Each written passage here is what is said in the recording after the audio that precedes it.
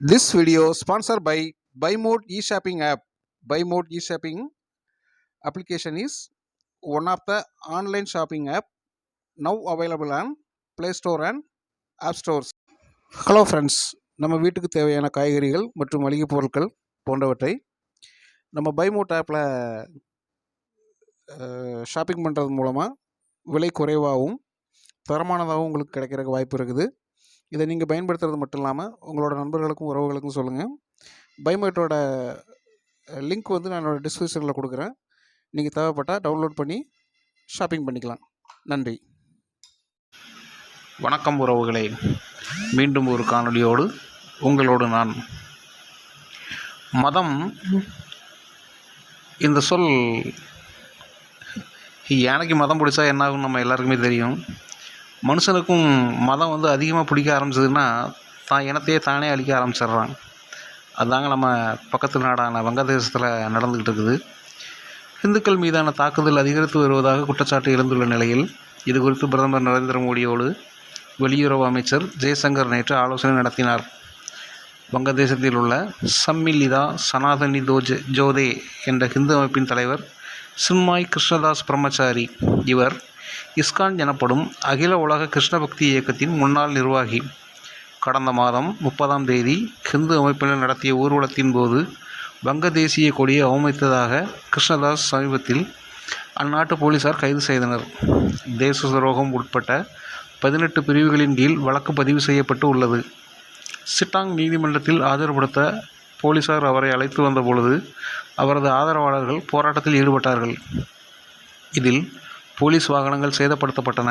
இதையடுத்து போராட்டக்காரர்களை கண்ணீர் புகை குண்டுகள் வீசியும் தடியடி நடத்தியும் கலைத்தார்கள். இந்த சம்பவத்தில் வழக்கறிஞர் ஒருவர் கொல்லப்பட்டார். இந்நிலையில் வங்கதேசத்தில் இந்துக்கள் மீதான தாக்குதல்கள் அதிகரித்து வருவதாக குற்றச்சாட்டு எழுந்துள்ளது. இந்த விவகாரத்தில் நடவடிக்கை எடுக்க வலியுறுத்தி இஸ்கான் மற்றும் ராமகிருஷ்ண இயக்கம் ஆகியவை மத்திய அரசை வலியுறுத்தியது. பார்லிமெண்டின் நடப்பு கூட்டத்தொடரிலும் இந்த பிரச்சினை எதிரொலித்தது.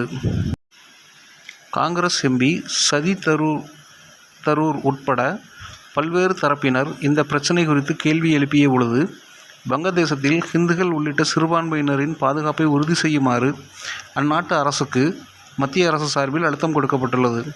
இதுபோன்ற தாக்குதல்கள் மனித குலத்துக்கு எதிரான செயல். இந்த விவகாரத்தில் ஐநா சபையின் உதவியை மத்திய அரசு நாடியுள்ளது என வெளியுறவுத்துறை இணையமைச்சர் கீர்த்தி வர்தன் சிங் தெரிவித்தார்.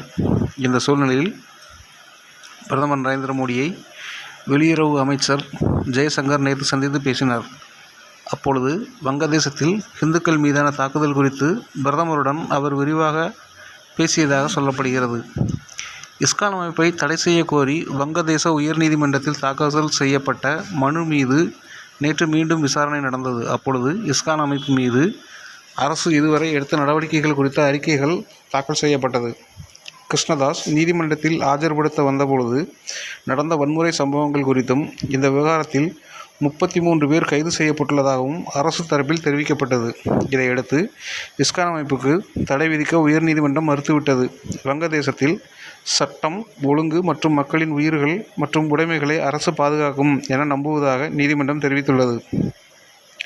வங்கதேசத்தில் செயல்பட்டு வரும் இஸ்கான் அமைப்பின் தலைவர் சாரு சந்திர தாஸ் பிரம்மச்சாரி கூறியதாவது: வங்கதேசத்தில் ஹிந்து சமூகத்திற்கு பாதுகாப்பாக இஸ்கான் அமைப்பு செயல்பட்டு வருகிறது. இதை சீர்குலைக்கும் வகையில் அரசு தரப்பில் நடவடிக்கை மேற்கொள்ளப்படுகிறது. இங்கு நிகழும் கட்டாய மதமாற்ற சம்பவங்களை எதிர்த்து நடவடிக்கை எடுத்து வருவதால் இஸ்கான் அமைப்பு மீது பொய்யான குற்றச்சாட்டுகள் எடுத்துரைக்கப்படுகின்றன. நாங்கள் அமைதியாக அமைப்பாக இருப்பதால் எங்கள் அமைப்பு தடை செய்ய கோரி மனுவை உயர்நீதிமன்றம் தள்ளுபடி செய்துள்ளது. நாங்கள் எப்பொழுதும் மனித குலத்தின் முன்னேற்றத்திற்காக உழைத்து வருகிறோம். எங்கள் போதனைகள் வாயிலாக இந்துக்களை ஒன்றிணைக்கிறோம்.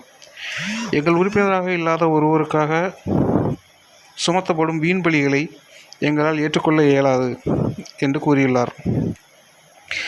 கிருஷ்ணதாஸ் கைதுக்கு கண்டனம் தெரிவித்து வங்கதேச முன்னாள் பிரதமர் ஷேக் ஹசீனா அவரது அகாடமி லீக் கட்சியின் சமூக வலைதள பக்கத்தில் கூறியுள்ளதாவது: அரசியலமைப்புக்கு எதிரான நடவடிக்கைகளை மேற்கொண்டு வரும் வங்கதேச இடைக்கால அரசு சாமானிய மக்களுக்கு பாதுகாப்பு வழங்க தவறிவிட்டது.